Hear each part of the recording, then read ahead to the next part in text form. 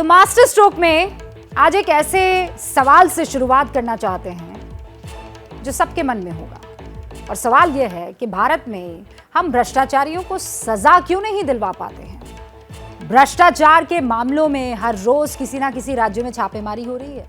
आज बिहार और झारखंड का नंबर था, जिनके बारे में हम आगे आपसे तफसील में बात करेंगे। हालांकि विरोधी इसे बदले की कार्रवाई बता रहे हैं, लेकिन ये राजनीतिक बहस है। हम अभी राजनीतिक बहस में नहीं पड़ रहे हैं, बल्कि ये सवाल उठा रहे हैं कि भ्रष्टाचारियों को हम अंजाम तक क्यों नहीं पहुंचा पाते हैं। ये तो देश के सबसे बड़े दुश्मन हैं। हम ऐसा क्यों कह रहे हैं, ये समझने के लिए एक तस्वीर आपके सामने रखूंगी। आप देख रहे हैं, और ये तस्वीर भारत से करीब 3800 किलोमीटर दूर मलेशिया की है, जहां भ्रष्टाचार के एक मामले में वहां के प्रधानमंत्री रह चुके एक नेता को जेल भेज दिया गया।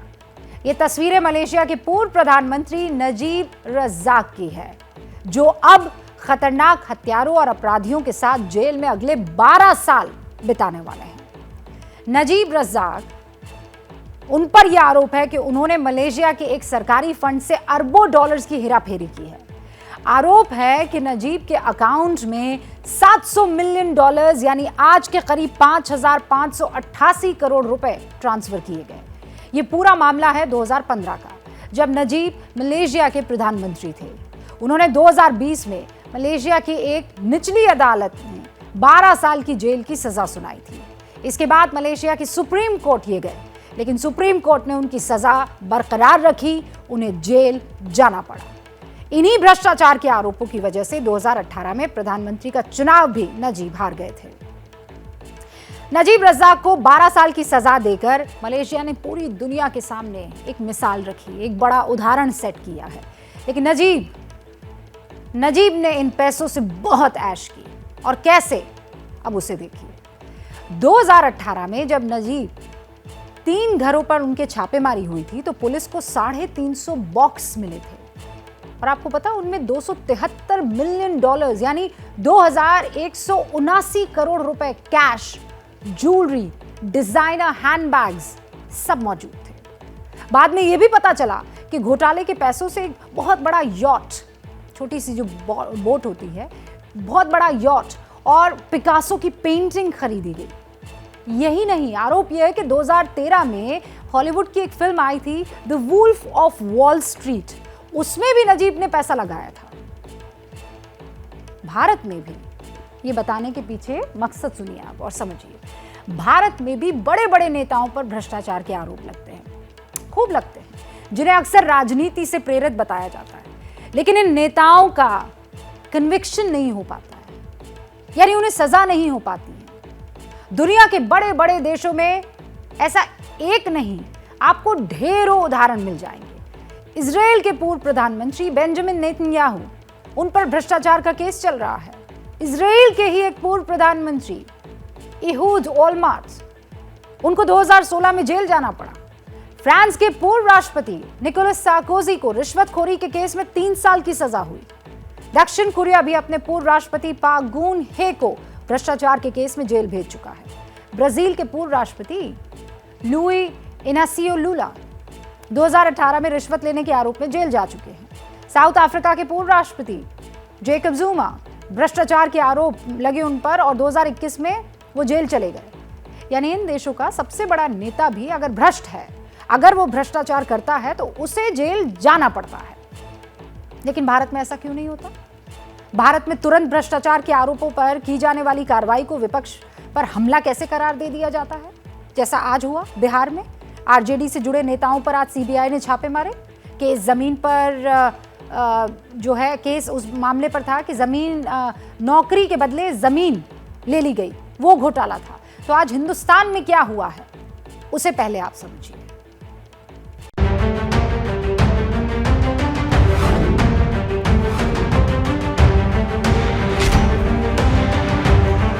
मैं नीतीश कुमार प्रतिनिधिता से प्रयास करता हूँ कि मैं नीतीश द्वारा स्थापित भारत के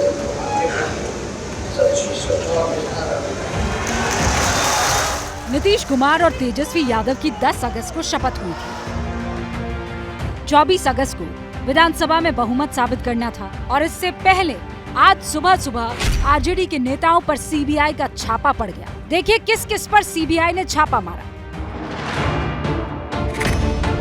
तेजस्वी यादव डिप्टी सीएम, नागमणि यादव राबड़ी देवी के निजी सचिव, सुनील सिंह आरजेडी एमएलसी और बिस्कोमॉन के चेयरमैन, अशफाक करीम राज्यसभा सांसद,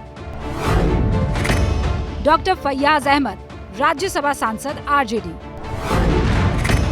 अबू दुजाना पूर्व विधायक आरजेडी और सुबोध राय पूर्व एमएलसी आरजेडी। इस छापेमारी की टाइमिंग ने सबको चौंका दिया है, क्योंकि आज बिहार के विधानसभा में नीतीश और तेजस्वी की सरकार का बहुमत परीक्षण होता है। लेकिन सुबह सुबह ही आरजेडी नेताओं के घर पर सीबीआई की छापेमारी की खबरें आने लगी और जैसे ही अंधाधुंध छापेमारी की खबरें आई, बिहार की सियासत में भूचाल आ गया। सबसे पहले आप मामला समझिए, क्योंकि इसके बगैर आपको केस समझ में नहीं आएगा। ये छापेमारी रेलवे भर्ती घोटाले को लेकर हुई है। लालू यादव 2004 से 2009 तक देश के रेल मंत्री रहे। लालू यादव पर आरोप है कि उनके राज में रेलवे में नौकरी के लिए जमीन ली गई थी। इस मामले में 18 मई 2022 को एफआईआर दर्ज हुई। इस मामले में सीबीआई के इंस्पेक्टर जयराज कटियार ने शिकायत दर्ज कराई थी। इनमें लालू प्रसाद यादव, राबड़ी देवी, मीसा भारती, हेमा यादव समेत 17 लोग आरोपी बनाए गए थे। अब ये समझिए कि घोटाले में लालू परिवार और उनके करीबियों पर आरोप क्या लगे हैं।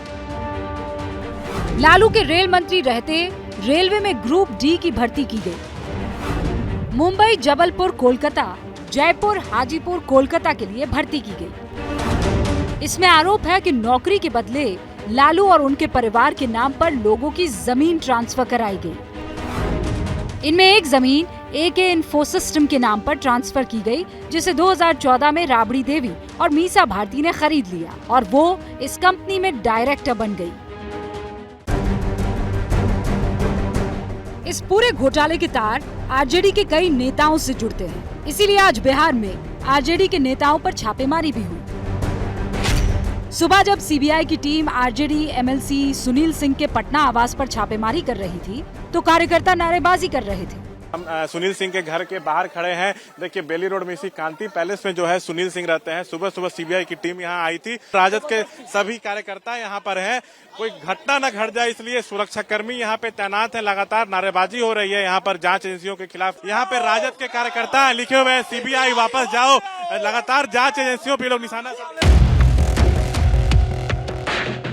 ऐसे ही बाकी नेताओं के घर पर भी छापेमारी हुई, जिसे आरजेडी और जेडीयू बदले की राजनीति बता रहे हैं। डर गए हैं लोग। नया सरकार बना है नीतीश कुमार के नेतृत्व में और सारा पार्टी हमारा साथ है, बीजेपी के छोड़ के। दोनों सदन में बहुमत हम लोग के पास। लेकिन सीबीआई छापा आज के सीबीआई डराने के लिए, तो डरने वाला नहीं है। हम लोग डरने वाला में से नहीं है। आज पहली बार नहीं हो रहा है छापेमारी। जिस दिन भारतीय जनता पार्टी के गठबंधन से हम अलग हुए हैं, उसके बाद पूरे बिहार में ये आशंका थी कि अब छापेमारी का दौर शुरू होगा। ये छापेमारी राजनीतिक परिवर्तनों के साथ ही जुड़ी रहती हैं। इसके पीछे फिर क्या मकसद हो सकता है? क्या राजनीतिक उद्देश्य क्या हो सकता है इसके पीछे? अपने राजनीतिक विरोधियों को डराना धमकाना। हालांकि बीजेपी इन आरोपों से इनकार कर रही है और घोटाले में लालू परिवार को सीधे लिप्त बता रही है। और जिन लोगों पर रेड हो रही है वो तो कोई एमएलए है नहीं कि उनको वोटिंग करना है। तो ये तो वो लोग हैं, कोई एमपी है, कोई विधान परिषद है, कोई पूर्व विधान पार्षद है। इसका शक्ति परीक्षण से क्या संबंध है? और देखिए, कोई सीबीआई की रेड या इनकम टैक्स की रेड कोई पहली बार तो हो नहीं रही है। ये लोग तो अभ्यस्त लोग हैं। ये सारे लोग हैं कि जो लोग कहीं न कहीं लालू परिवार से के जो जितने अलग अलग जो मामले हैं, अलग अलग जो कांड हैं, और इस परिवार के पास कितनी संपत्ति है उसका आकलन करना तो सीबीआई और ईडी को भी मुश्किल होगा। सीबीआई की ये छापेमारी की कार्रवाई बिहार के अलावा गुरुग्राम में भी हुई। बताया गया है कि यहाँ सेक्टर 71 में अर्बन क्यूब्स नाम के मॉल पर ये छापा पड़ा और इस मॉल का संबंध लालू यादव के परिवार से बताया गया। लेकिन शाम होते होते तेजस्वी यादव ने साफ किया कि मॉल से उनका कोई संबंध नहीं है। कंपनी साफ तौर पे हमने उसका नाम लिया है अर्बन क्यूब्स मॉल है। और ये मॉल जो है ये प्रोजेक्ट का नाम है। हमने पता करवाया ये कि भाई ना मेरा लेना देना, ये कहाँ से कौन मेरा मॉल भी बना दिया और छापे भी पड़वा रहे हैं। इससे पहले बिहार विधानसभा में भी तेजस्वी यादव इस छापेमारी के खिलाफ खूब भड़के। मतलब आप भाजपा के साथ रहिएगा, हाथ मिला लीजिएगा तो राजा हरिश्चंद्र बन जाओगे, और हाथ नहीं मिलाइएगा तो भ्रष्टाचारी, क्रिमिनल, रेपिस्ट, और पीछे ईडी, सीबीआई, इनकम टैक्स को लगा दिया जाएगा। अब आप बताइए कि पूरी तरीके से बेबुनियाद आरोप हम लोगों पे लगाया गया, कैरेक्टर जो हम लोगों को खराब किया गया। 2017 में भी हम पे मुकदमा हुआ, वो तब की बात है जब मेरा मूंछ नहीं था। उस मुकदमे में क्या हुआ भाई, क्या हुआ, क्या निकला? इन आरोपों की सच्चाई क्या है ये तो जांच के बाद साफ हो पाएगा। हम इस बात का इंतजार कर रहे हैं, लेकिन फिलहाल तेजस्वी यादव जो बात कर रहे हैं उस पर अभी बात करनी जरूरी है कि जो केस पहले दर्ज हुए थे उसका क्या हुआ, उस केस में प्रगति क्या है। इसे सिर्फ तेजस्वी यादव के केस से ना जोड़ा जाए, कतई नहीं। भारत में दर्ज होने वाले सभी भ्रष्टाचार के मामलों की बात की जाए। मैं फिर आपको उन तमाम मुल्कों की लिस्ट मास्टर स्ट्रोक में याद दिला दूं जहां पर बड़े बड़े पदों पर बिराजे उन तमाम राजनेताओं को भ्रष्टाचार के केसेस की वजह से जेल में जाना पड़ा है। और अगर इन पुराने भ्रष्टाचार के मामलों की बात की जाए हिंदुस्तान में, तो यह पता चलता है कि ऐसे मामलों में हमारे देश में सजा होना बहुत मुश्किल है। 2020 में अदालतों में भ्रष्टाचार से जुड़े 24,833 केस पेंडिंग थे। उसी साल 2043 केसेस और ट्रायल के लिए भेज दिए गए, और ट्रायल के लिए, यानी कुल केसेस अब हो गए 26,876।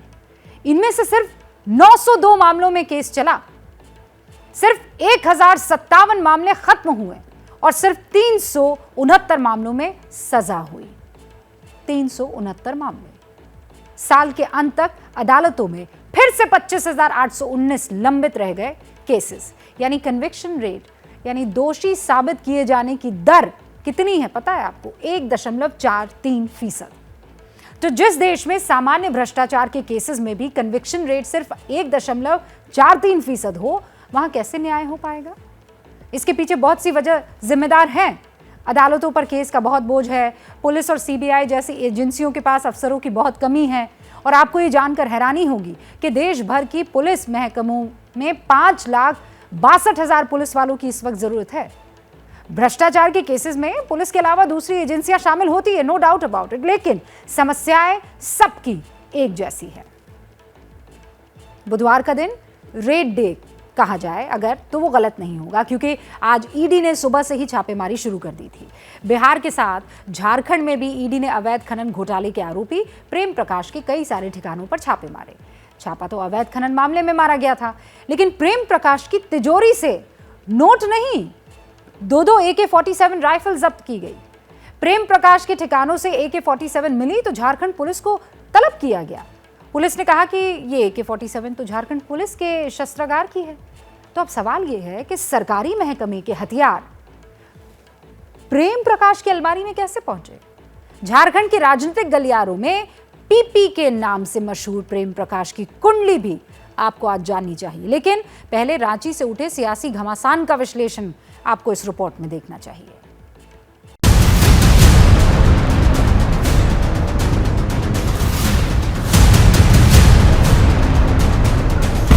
पता चल गया है कि ये गार्ड का, जी हमारे थाने का, हमारे जो है शस्त्रागार का।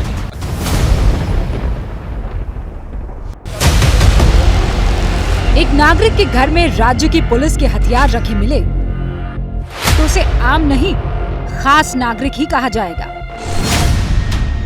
बाकानून प्रेम प्रकाश भारत के झारखंड राज्य में आम नागरिक ही हैं, लेकिन बाहैसियत क्या है ये तो झारखंड पुलिस की 2 AK-47, 2 मैगजीन और 60 गोलियां बता रही हैं।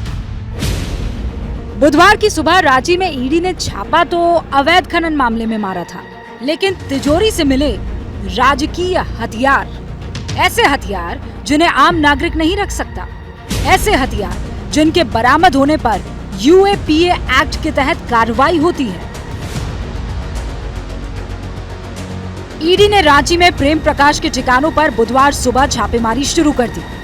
ये देखिए, लगभग 4 से 5 इनोवा गाड़ी में यहाँ ईडी के अधिकारी पहुँचे हैं और सुबह 6:30 बजे से ये छापेमार कार्रवाई चल रही है और अंदर 8वां माला है, वहाँ 802 नंबर फ्लैट का बताया जा रहा है कि 802 नंबर फ्लैट में छापेमारी की कार्रवाई चल रही है। मई में भी इनके कई ठिकानों में छापा मारा गया था।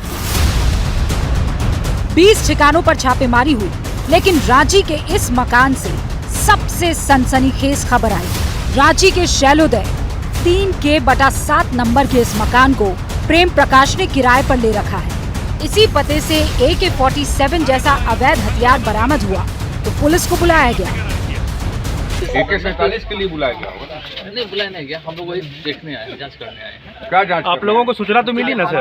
क्या जांच करने आए? हमारे यहाँ 47 की बात आ रही है, तो देख लेते हैं कि वो 47 क्या है। एबीपी न्यूज को भनक तो पहले ही थी कि छापेमारी में प्रेम प्रकाश के घर से AK-47 मिली है। आड़गोड़ा थाने के इंचार्ज विनोद कुमार ने खबर पर मुहर भी लगा दी। ईडी ने जब इनकी तस्वीरें जारी की तो RNC 242 और RNC 210 ये आर्म्स आइडेंटिफिकेशन नंबर पाए गए, जो पुलिस महकमे के हथियार पर दर्ज किए जाते हैं। जाहिर है हथियार पुलिस के हैं और खुद पुलिस ने ये कबूल भी किया है। ये बताइए कि अंदर गए थे आप, क्या क्या मिला? AK-47 की जो सर मुझे सिर्फ वो जो दोनों हथियार की ही जांच करनी थी और उससे ज्यादा फिर मेरे जांच करने का अधिकार भी नहीं है सर। अच्छा, तो क्या बोला ईडी के लोगों ने कि इसके बारे में क्या सूचना देकर बुलाए थे आप? नहीं, बस केवल हथियार है और ये जो है उसकी जानकारी प्राप्त करनी थी कि वो कहाँ का है, क्या है। तो क्या पता चला सर? पता चला हमारे पुलिस केंद्र का हथियार है। अच्छा, तो क्या सर कोई भी ऐसे प्राइवेट रख सकता है क्या? ये तो जांच का विषय है। ये जो हथियार मिला है ये कब आप हैंड ओवर लेंगे, मतलब ये कब? खुद देंगे अपने पूरे प्रक्रिया खत्म। क्या बोला ईडी वालों ने कि कब आप ले प्रक्रिया? नहीं लेंगे नहीं, वो हमारे सुपुर्द करेंगे थाने, हमारे थाने में आके सुपुर्द करेंगे। अच्छा, आपके थाने में? तो ये पता चल गया है कि ये गार्ड का ही है? जी, हमारे थाने का, हमारे जो है शस्त्रागार का ही है। पुलिस खुद कह रही है कि हथियार सरकारी है, पुलिस कर्मियों के हैं, लेकिन मिले प्रेम प्रकाश के ठिकानों पर। AK-47 असॉल्ट राइफल को भारत में आम नागरिक नहीं रख सकते हैं। ये हथियार केवल पुलिस और सुरक्षा बलों के लिए ही वैध है। एक ऐसा हथियार जिसे सुरक्षा बलों के सिवा कोई नहीं रख सकता, प्रेम प्रकाश के ठिकाने से मिलना बताता है झारखंड के सिस्टम में उनका कितना रसूख है। AK-47 झारखंड पुलिस के शस्त्रागार की है। ड्यूटी के दौरान ही पुलिस को राइफल दी जाती है। हर थाने में हथियारों की गिनती रोज होती है, तो क्या 2 AK-47 गिनती में कम नहीं पाई गई? क्या संबंधित थाना इंचार्ज को ये नहीं मालूम था कि उसके थाने से 2 AK-47 राइफल गायब है? ये नामुमकिन लगता है कि पुलिस को हथियारों के गायब होने का पता ना हो, या फिर ये कहें कि पुलिस को इस बात की पूरी जानकारी थी कि उसकी 2 राइफल है कहाँ, किस ठिकाने और किसकी तिजोरी में है। ईडी का छापा ना पड़ता तो शायद ही एक गंभीर अपराध का मामला कभी सामने आ पाता। AK-47 रखने पर आर्म्स एक्ट के तहत मामला दर्ज होता है। UAPA यानी अनलॉफुल एक्टिविटी प्रिवेंशन एक्ट के तहत मामला दर्ज किया जाता है। AK-47 असॉल्ट राइफल रखना संगीन अपराध है। इस अपराध को करने वाले को आतंकवादी घोषित किया जा सकता है। Actor Sanjay Dutt AK-47 assault rifle रखने के ही मामले में सजा काट चुके हैं। बिहार के बाहुबली विधायक अनंत सिंह AK-47 रखने के मामले में ही दोषी पाए गए और सजा हुई।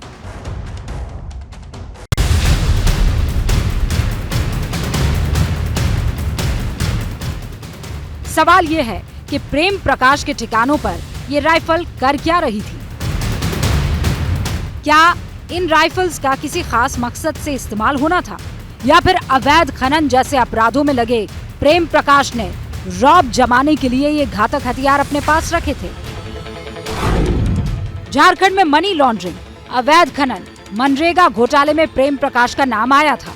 मई में गिरफ्तार हुई IAS पूजा सिंघल ने पूछताछ में उसका नाम बताया था। मई में प्रेम प्रकाश के कई ठिकानों पर छापेमारी हुई थी। तब उसके ठिकानों से करोड़ों रुपए के लेन देन के दस्तावेज मिले थे। मई में मारे गए छापे में उसके घर से दुर्लभ कंबोडियाई कछुआ भी मिला था। आईएएस पूजा सिंघल से पूछताछ में अवैध खनन के बारे में कई जानकारियां मिली है।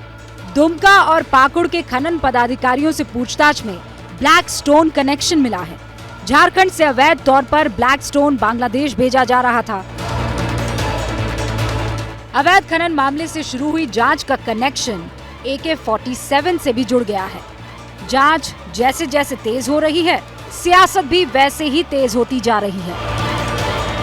अब सत्ता के जो केंद्र बिंदु में मुख्यमंत्री हेमंत सोरेन हैं, उनके करीबी प्रेम प्रकाश के यहाँ यदि AK-47 पकड़ाता है तो ये दिखाता है कि स्टेट स्पॉन्सर्ड आतंकवाद और नक्सलवाद वहां चल रहा है। और इस कारण से मैंने रिक्वेस्ट भी किया, तो आपके माध्यम से रिक्वेस्ट कर रहा हूं कि चूंकि ईडी ग्रेड में पकड़ाया है तो एनआईए को ये जांच अपने हाथ में ले लेनी चाहिए। ईडी पहुंचती किसके दरवाजे तक है? तो जो विपक्ष महंगाई, अग्निवीर, विकास जैसे मुद्दे को लेकर के जनमानस के बीच आंदोलन करने का, प्रखर रूप से बोलने का काम करती है। तो ये लोग करते रहे, जनता सब कुछ देख रही है। 2024 में जनता इसका फैसला कर देगी। छापों पर राजनीति भले ही होती रहे, लेकिन इन्हीं छापों से ये भी पता लगता है राजनीतिक रसूख का इस्तेमाल सिर्फ पावर के लिए नहीं किया जाता है, बल्कि सरकारी हथियारों के निजी इस्तेमाल के लिए भी प्रेम प्रकाश अपने राजनीतिक रसूख का इस्तेमाल करता रहा है। ये तो आप समझ गए, पीपी यानी प्रेम प्रकाश झारखंड में राजनीतिक रसूख वाला नाम है। प्रेम प्रकाश को झारखंड का सबसे बड़ा पावर ब्रोकर माना जाता है। झारखंड की राजनीतिक दुनिया में प्रेम प्रकाश को पीपी कहा जाता है। प्रेम प्रकाश आईएएस, आईपीएस अधिकारियों की ट्रांसफर और पोस्टिंग आराम से करवा देता है। सरकारी ठेकों में भी प्रेम प्रकाश का बड़ा दखल रहता है। फिलहाल अवैध खनन मामले में प्रेम प्रकाश के ठिकानों पर छापेमारी हो रही है। प्रेम प्रकाश अंडा सप्लाई का काम करता था। 8 साल के अंदर ही वो झारखंड की राजनीति में सबसे बड़ा पावर ब्रोकर बन गया। प्रेम प्रकाश बिहार के सासाराम का रहने वाला है। पिता की मौत के बाद उसे बैंक में पिता की जगह नौकरी मिली थी। उसकी posting SBI Raj Bhavan branch Patna में हुई। राजभवन एसबीआई ब्रांच में काम करते हुए उसने नेताओं, अफसरों से संपर्क बनाए और ब्लैक मनी को वाइट करने लगा। 2015-16 में झारखंड सरकार ने मिड डे मील में रेडी टू ईट फूड की व्यवस्था की शुरुआत की। प्रेम प्रकाश ने झारखंड में मिड डे मील के लिए अंडा आपूर्ति का काम शुरू कर दिया। 2015 से प्रेम प्रकाश झारखंड के सिस्टम में पैठ बनाता चला गया और पीपी बन गया। पिछले 8 साल में प्रेम प्रकाश की संपत्ति करोड़ों रुपए की हो गई है। रांची के अशोक नगर के रोड नंबर 5 के सामने एक अपार्टमेंट में उसका साम्राज्य चलता है। बरियातू थाने के पीछे एक अपार्टमेंट है। उसके पेंट हाउस में उसकी पार्टियों में राजनीति से जुड़े बड़े बड़े लोग आते हैं। प्रेम प्रकाश ने झारखंड के सिस्टम में कितनी गहरी पैठ बनाई है, ये इस बात से ही साफ हो जाता है कि पुलिस की AK-47 उसके निजी हथियार के तौर पर इस्तेमाल की जा रही थी।